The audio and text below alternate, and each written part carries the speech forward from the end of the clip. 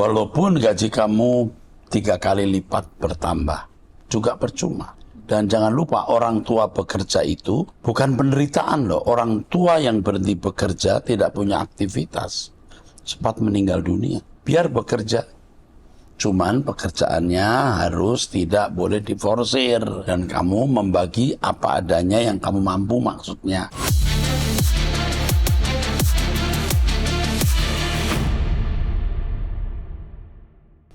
Shalom saudara, salam sejahtera. Kembali kita jumpa dalam acara Abam. Kita masuk episode 1179. Saya dampingi oleh pendeta Dr. Alvin. Mari kita mulai. Yang pertama dari seorang wanita usia 27 tahun, belum menikah, tinggal di Jakarta. Shalom Om Eras dan tim Abam, saya ingin mengucapkan terima kasih untuk Om Eras dan tim Abam atas jawaban-jawaban yang sangat menguatkan saya. Saat ini saya lagi berjuang terus untuk hidup kudus dan berkenan kepada Bapa Yahweh. Puji Tuhan, hidup saya saat ini jauh lebih baik dari hidup saya yang kemarin-kemarin. Semenjak saya mendengar khotbah-khotbah Om Eras dan ikut doa pagi, saya merasa hidup saya tidak ada artinya tanpa Tuhan.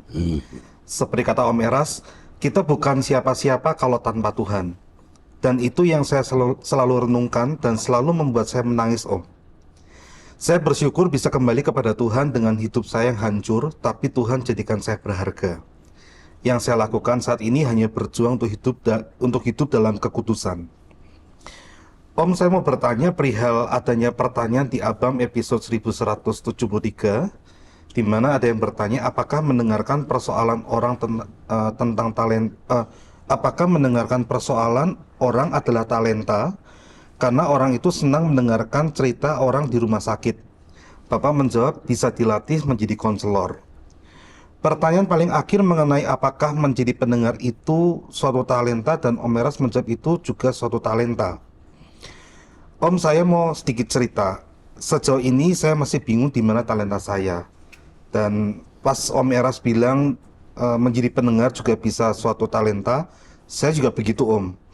Saya senang mendengar orang curhat. Saya bisa kasih waktu dan telinga saya. Hal itu membuat saya bahagia, Om, walaupun saya hanya mendengarkan. Saya tidak bisa memberi solusi atau keputusan karena saya orang yang takut mengambil keputusan.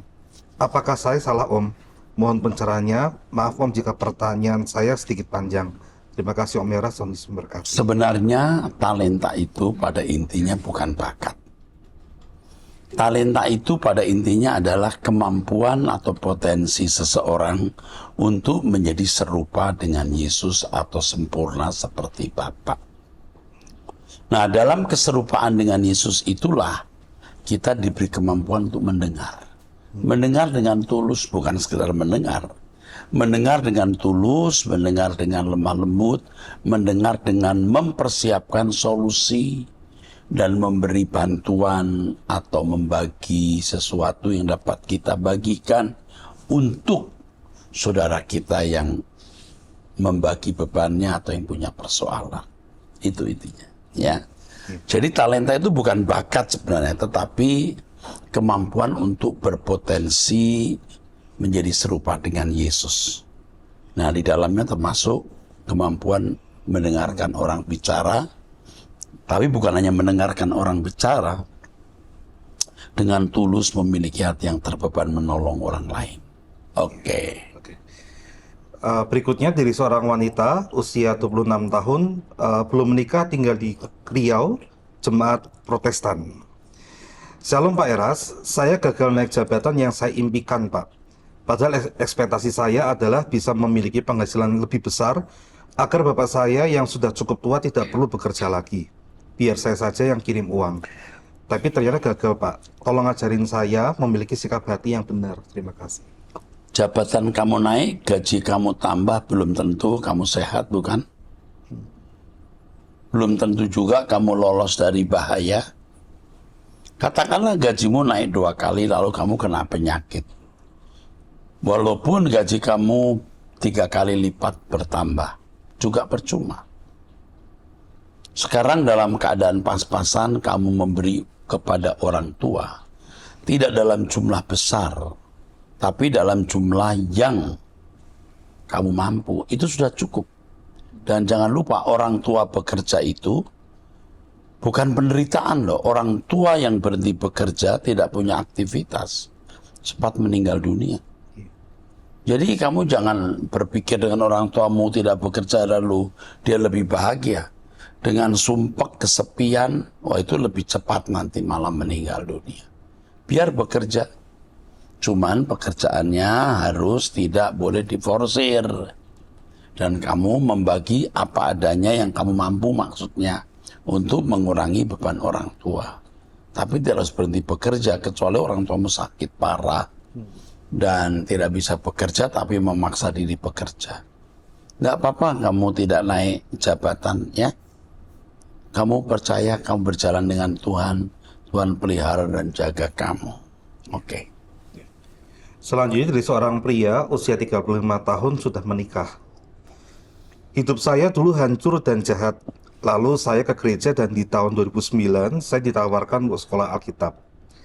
Saya sekolah Alkitab selama 1 tahun dan diutus melayani ke Kalimantan.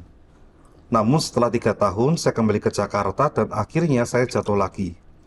Saya bangkit lagi dan jatuh lagi sampai berkali-kali.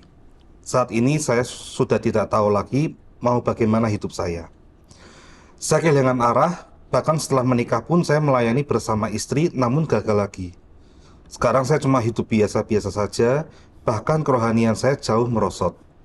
Saya punya kerinduan untuk kembali lagi melayani Tuhan. Apa yang harus saya lakukan, Om Meras? Apakah Om Meras mau menjadi bapak rohani saya? Begini sayang, melayani Tuhan itu tidak boleh kamu pahami aktif di dalam gereja. Melayani Tuhan harus dimulai dari kehidupan yang setiap hari menyenangkan hati Tuhan. Itu berarti harus hidup suci. Ini landasan, fondasi penting. Kalau tidak demikian, maka jatuh lagi. Akhirnya kamu malah bisa mempermalukan nama Tuhan dan merusak pekerjaan Tuhan. Mulailah sekarang untuk hidup suci dari segala perkara. Dari perkara kecil sampai perkara besar. Itu dimulai. Tidak buru-buru mau melayani Tuhan atau aktif dalam kegiatan pelayanan gereja. Hidup suci, setia dari perkara kecil, tidak melukai pasanganmu dan setiap orang di sekitarmu. Kamu rendah hati, helpful, suka menolong. Dari itu saja. Jangan berpikir kotor, jangan berucap salah. Itu dulu. Nanti Tuhan akan beri kamu pelayanan. Saya mengajak kamu doa pagi setiap hari jam 5 waktu Indonesia Barat. Mengikuti saya terus dalam true.id. Dan itu semua akan mempersiapkan kita menjadi orang saleh. Itu dulu. Oke. Berikutnya dari seorang pria usia 32 tahun. Sudah menikah, memiliki 2 anak, tinggal di Jakarta, Jemaat GSKI. Shalom, Pak Pendeta, saya ini sering terkali tergoda dalam hal duniawi, dalam hal ini narkotika dan hal lain yang sangat mengecewakan Tuhan, serta orang terkasih saya. Apalagi pada saat di dunia kerja saya sering jatuh hal yang buruk. Pak, bantu doa saya, Pak. Saya ada kerinduan untuk kembali lagi ke kehidupan normal saya. Saya ingin buka hati agar lebih dekat dan mengenal Tuhan jauh lebih dari segalanya. Terima kasih, Shalom. Kamu punya niat baik. Tapi niat itu sering situasional. Waktu di gereja, waktu kamu nulis pertanyaan ini, kamu punya tekad, punya niat jadi baik. Tapi tekad ini bisa pudar ketika cobaan ada di depan mata. Jadi yang kamu harus perhatikan justru ketika menjalani hidup sehari-hari, di mana ada rangsang, ada impuls dosa, ada kesempatan berbuat dosa. Saat itu kamu harus berjuang untuk menolak. Sampai kamu kebiasaan tidak lagi bisa berbuat dosa. Kamu termasuk tipe pria yang ceroboh. Tapi kamu pria yang sayang keluarga. Kamu akan melukai, menyakiti dirimu sendiri, melukai, menyakiti orang di sekitarmu kalau kamu tidak nekat untuk hidup suci. Yang dibutuhkan itu nekat. Karenanya setiap hari doa jam 5 pagi dengan saya. Setiap hari. jam 5 pagi dengan saya. Ikuti terus true.id. Serius, kalau bisa onsite, usahakan onsite. Dan tiap hari kamu memeriksa dirimu. Jika ada dosa sekecil apapun, akui dan bertobat. Sampai kau memiliki trauma kalau berbuat salah, sampai takut. Nah, di situ Anda baru berhenti berbuat dosa. Ya, ini tidak cukup saya doakan. Harus langkah konkretmu meninggalkan kebiasaan yang Tuhan tidak kehendaki. Ingat, kamu kalau masih tidak berubah, kamu membunuh dirimu sendiri dan membunuh orang di sekitar. Oke. Berikutnya dari seorang pria usia 61 tahun, sudah menikah, memiliki 1 anak, tinggal di Jawa Timur, Jemaat Pentakosta. Shalom Bapak Erastus Sabdono beserta tim ABAM yang sangat saya kasihi. Saya adalah orang yang selalu setia mengikuti acara ABAM dan khotbah Bapak. Sambil jualan bakso, saya selalu mendengarkan khotbah Bapak. Saya mengikuti seperti ibadah di gereja, saya ikut nyanyi, saya angkat tangan. Kalau Bapak bilang amin, saya juga bilang amin. Jadi walaupun bakso saya sepi pembeli, saya tidak pernah mengeluh karena dapat berkat firman dari Pak Eras. Saya pernah kirim WhatsApp ke ABAM pada tanggal 3 Desember, tapi belum terjawab. Waktu itu selain saya bertanya, saya juga menyanyi dan saya rekam lewat pesan suara. Saya menyanyi lagunya Bapak, yaitu Pulang, tapi walaupun belum terjawab tidak apa-apa. Saya ada beberapa pertanyaan, Pak. Apakah Bapak asli orang Jawa? Pertanyaan yang kedua, apa bedanya orang yang dibiarkan Tuhan dan diperhatikan Tuhan? Itu saja Pak pertanyaan saya. Semoga Bapak beserta tim ABAM sehat selalu dan diberi kesehatan serta umur panjang. Sekian Pak, terima kasih, Tuhan Yesus memberkati. Amin. Kenapa ya kamu mesti tanya saya orang Jawa atau bukan?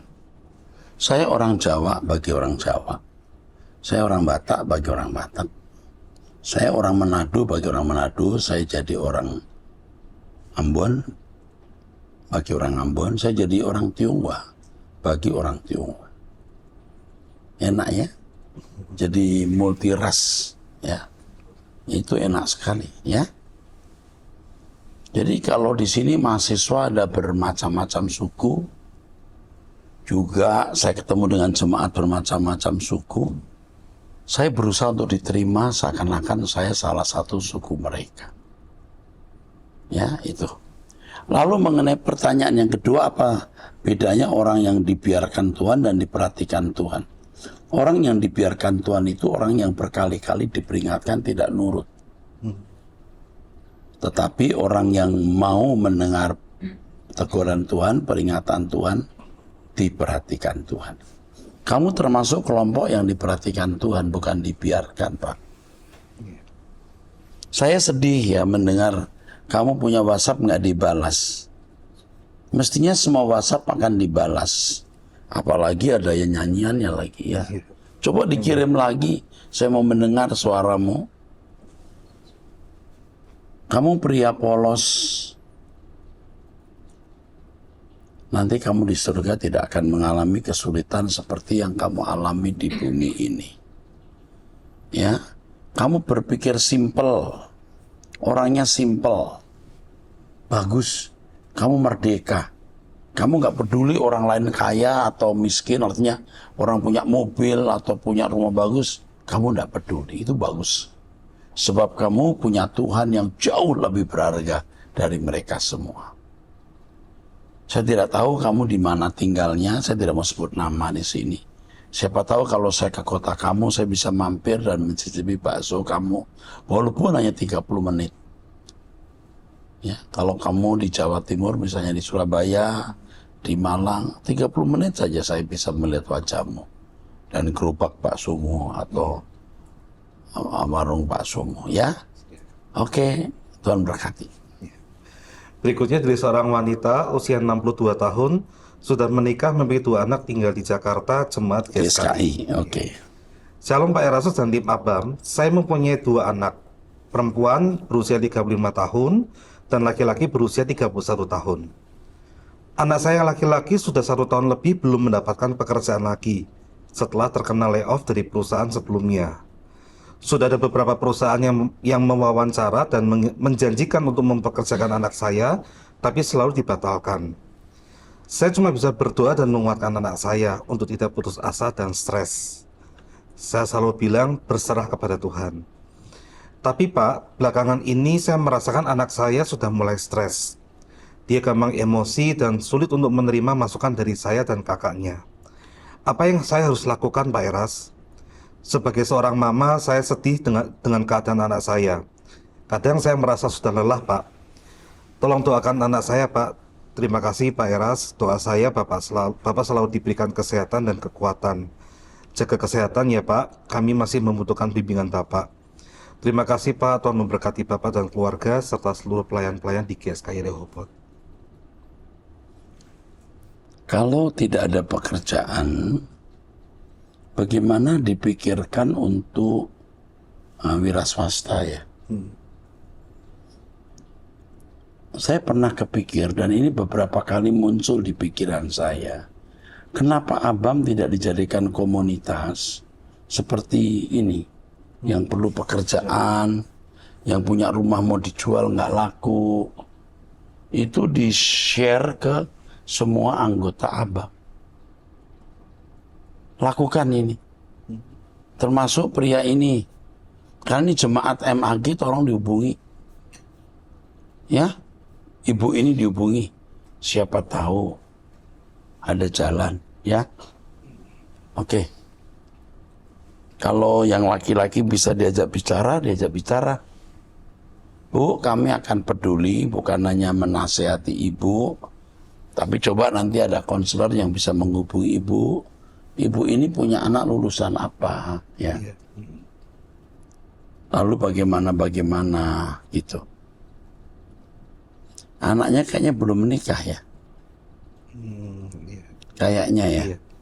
Oke deh, kalau ada yang bisa dibantu, kita berusaha membantu.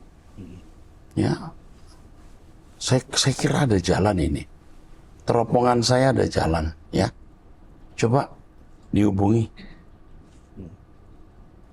Oke, teruskan. Berikutnya dari seorang pria usia 24 tahun, belum menikah, tinggal di Jakarta, jemaat karismatik. Ya. Salam Pendeta Erastus dan tim yang dikasihi Tuhan Yesus Kristus. Saya mau bertanya, Pak, mengingat sekarang kita sudah berada di masa akhir zaman di tahun 2024 ini. Saya bertanya karena bingung dan tidak mengerti. Pada akhir zaman akan banyak timbul penyesat, nabi-nabi palsu, pengajar-pengajar palsu. Sebentar. Oh, teruskan. Yang ingin saya tanyakan, nabi-nabi palsu itu seperti apa, Pak? Nah, ini saya mau jawab, rupanya ada pertanyaan. Saya khawatir konsep kamu mengenai nabi palsu itu salah. Nabi palsu bukan berarti di gereja yang tidak diakui sesat. Gereja yang diakui benar, punya ajaran fundamental yang benar, tetapi tidak membawa orang kepada kesempurnaan. Tidak membawa orang kepada tujuan keselamatan, yaitu segambar dan serupa dengan Allah. Itu pun menyesatkan. Ajaran-ajaran yang kelihatannya benar, tapi tidak mengubah. Nah, dewasa ini muncul pemikiran seakan-akan ajaran itu menjamin orang selamat. Kalau sudah ikuti ajaran yang dianggap benar, orang itu masuk surga. Ini menyesatkan, sangat licik. Keselamatan itu ditandai dengan perubahan untuk menuju kesempurnaan. Ajaran yang benar akan membuat orang berubah menjadi sempurna. Jika tidak, itu nabi palsu. Mimbarnya mimbar gereja yang diakui tidak sesat, tetapi khotbahnya tidak mengubah orang. Cukup itu menyesatkan, itu nabi palsu. Oke. Lalu apa arti dari nabi itu? Nabi itu juru bicara Tuhan. Apakah nabi hanya ada di zaman perjanjian lama dan perjanjian baru, lalu di zaman sekarang sudah tidak ada nabi? Ya, sebenarnya nabi pada dasarnya penyampai berita Tuhan. Oke. Penyesat dan pengajar palsu itu seperti apa ciri-cirinya, Pak? Nah, ini kalau bicara soal ciri-ciri, ajaran yang sesat tidak mengajarkan semua yang diajarkan Alkitab. Biasanya hanya menekankan beberapa pokok Dan beberapa pokok itu tidak terkait langsung dengan perbuatan atau perilaku. Ya, ini ajaran sesat biasanya ditandai itu. Ajaran sesat tidak membuat seseorang mencintai Tuhan lebih dari mencintai dunia. Kalau ajaran itu tetap membuat seseorang menikmati dunia, menikmati kesenangan-kesenangan dunia, pasti palsu. Ajaran yang tidak membuat seseorang berani meninggalkan kesenangan dunia, pasti palsu. Ajaran yang benar, ajaran yang membuat seorang menjadi serupa dengan Yesus atau sempurna seperti Bapa. Oke. Kemudian orang fasik itu apa? Orang fasik orang yang tidak takut Tuhan dan tidak peduli firman-Nya atau hukumnya. Orang Farisi itu orang yang seperti apa? Orang Farisi itu tokoh agama Yahudi yang mengajarkan Taurat dan mereka adalah guru-guru Taurat pada zaman itu. Oke? Iya. Tentunya hal ini membuat kita bingung, termasuk menemukan pengajaran pendeta yang benar, tepat, dan dipakai Tuhan. Bersyukur saya bertemu Pak Erastus dan pendeta lain yang memang Tuhan tuntun saya untuk bisa mengenal. Memang penting kita mengenakan firman dan terang, dan hidup erat bersama Tuhan, agar kita dapat membedakan mana yang baik, yang benar, yang kudus. Terima kasih Pak Erastus atas jawabannya. Tuhan Yesus memberkati. Oke, Tuhan memberkati. Kau masih muda, kamu bisa belajar lebih banyak ya. Tuhan berkati kamu sayang ya. Ini Stefanus Simatupang ya. Puji Tuhan nak, diberkati kamu. Muda-muda tapi kamu sudah mencari Tuhan. Selanjutnya dari seorang wanita usia 49 tahun tinggal di Taiwan, jemaat karismatik ya Pak? Enggak, ini jemaat Rehoboth Fellowship. Oh ya Rehoboth Ini Fellowship. persekutuan Rehoboth, International Rehoboth Fellowship. Oke. Shalom Bapak Rohaniku, saya mau bertanya di Sunday Service sesi kedua pada tanggal 1 September 2024. Bapak pernah mengucapkan untuk kita tidak terpengaruh dengan gereja di mana kita berada atau Rehoboth mana kita berada. Seandainya seperti saya ini, hanya ikut Pak Eras dan ajaran yang Bapak sampaikan, walaupun hanya lewat online. Benar sebulan sekali kami yang tinggal di Taiwan sini mengadakan ibadah bersama. Apakah sikap saya dibenarkan? Sangat benar daripada kamu ke gereja yang tidak mengajarkan kamu kebenaran. Coba nanti dihubungi, ini tempatnya di mana sebulan sekali. Siapa tahu saya pas lagi ke Taiwan ini.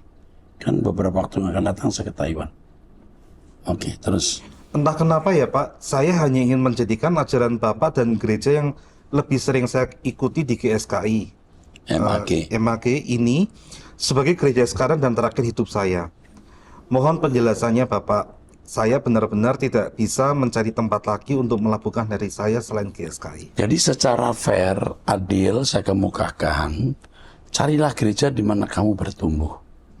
Kalau kamu tidak bertumbuh di Rehoboth, silahkan kamu cari gereja lain, tidak masalah. Tapi kalau kamu merasa ini gereja yang benar, belajarlah yang sungguh-sungguh. Ayo kita belajar sungguh-sungguh untuk mencapai kesempurnaan. Nah, kalau Anda merasa bahwa di gereja ini Anda bertumbuh, ya tetaplah di sini, tidak usah dengan yang lain, tidak apa-apa. Tapi kalau digerakkan Roh Kudus membandingkan dengan yang lain, silahkan juga. Ya, kita jadikan ini gereja terakhir, our last church, ya, gereja kita yang terakhir ini. Sebelum Tuhan menjemput kita tetap bersama-sama di gereja ini. Makin sempurna, makin berkenan di hadapan Tuhan. Berikutnya dari seorang pria usia 56 tahun sudah menikah, tinggal di Selandia Baru. Shalom Pak Erastus, di Kejadian 1 Allah menciptakan terang di hari pertama, tapi baru menciptakan matahari di hari keempat. Bagaimana menjelaskan hal ini? Terima kasih atas penjelasannya. Yang diciptakan di hari pertama itu fakta. Faktanya ada terang. Sedangkan sarana untuk terang itu adalah matahari. Jadi fakta adanya terang itu Tuhan ciptakan. Sumber terang bisa apa saja. Tidak harus matahari. Minyak dibakar juga bisa jadi terang. Iya. Fakta adanya terang itu. Nah, matahari itu sarana. Jelas nggak? Iya. Oke. Begitu ya Pak. Bapak dari Selandia Baru ya. Oke. Jadi terang itu. Terang itu light, the existence of light. God created. But instrument. Ya, instrumen atau alat atau media untuk terang itu matahari. Oke, jelas. Jelas, Pak. Oke, teruskan. Berikutnya dari seorang wanita usia 47 tahun, sudah menikah, memiliki 2 anak, tinggal di Kepulauan Riau, Jemaat Pentakosta. Saya ingin mengucapkan banyak terima kasih buat tim Abam dan Pak Erastus, Bapak Rohaniko yang sudah menjawab pertanyaan saya di Abam episode 1156. Di sini sebelumnya penanya bercerita perihal dirinya dipecat di pelayanan karena ikut pengajaran Pak Eras dan dianggap sesat. Terima kasih Pak Eras dan tim Abam yang sudah menerima kami menjadi anggota gereja GSKI walaupun hanya melalui online. Saya bersyukur karena selama ini yang saya cari adalah seorang bapak rohani yang bisa memberikan contoh, memberikan teladan buat saya dan suami, serta anak-anak sehingga keluarga kami dipulihkan oleh Tuhan Allah Bapa Elohim Yahweh. Terima kasih Pak Erastus dan tim Abam yang sudah memberikan buku buat saya. Buku yang diberikan berbicara tentang tanggung jawab dan memiliki kesempatan, juga kembali kepada kasih mula-mula. Ketika kami membaca, kami mulai mengerti apa arti hidup kami yang sesungguhnya di tengah-tengah dunia yang semakin fana ini. Pak Eras, ketika suami saya mulai membaca buku yang diberikan oleh Pak Erastus, suami saya mengalami pemulihan. Sehingga yang dulunya ada sakit saraf kejepit semuanya disembuhkan. Wow. Puji Tuhan. Puji Tuhan, Allah Bapa Elohim Yahweh sangat baik dalam kehidupan keluarga kami. Terima kasih Pak Eras dan tim Abam. Walaupun kami belum pernah bertatap muka, namun setiap hari bisa bertemu lewat doa pagi di truth.id dan ibadah-ibadah online. Terima kasih Pak Eras yang mengajarkan kami tetap diam menghadapi apapun. Doa kami adalah agar Pak Eras sehat-sehat terus dan selalu diberkati dimanapun berada. Tuhan Yesus selalu memberkati. Amin, amin, amin. Ya, yang mengalami hal seperti kamu bukan satu ya. Beberapa orang juga mengalami hal yang sama. Mereka tidak mendengar khotbah saya, belum tahu ajaran secara lengkap, mengatakan saya sesat. Mereka belum sempat loh mendengar khotbah saya. Kalau mereka mendengar, mereka bisa diubah Tuhan. Sayang ya, kuasa kegelapan membungkam ya mata mereka, menutup mata mereka. Ini karena ada orang-orang ya yang pasti dipakai kuasa kegelapan ya menuduh saya sesat. Sehingga kebenaran firman yang begitu luar biasa yang saya sampaikan yang mengubah orang tidak didengar. Perhatikan orang-orang itu. Kita lihat akhir hidup mereka. Dan kita lihat kekekalan. Apakah mereka ada di kerajaan surga nanti. Tapi kita nggak usah melawan. Ngadepin orang-orang yang menyesat-sesatkan kita, kita cukup berkata begini. Kalau kamu memang benar, diberkatilah kamu oleh Tuhan.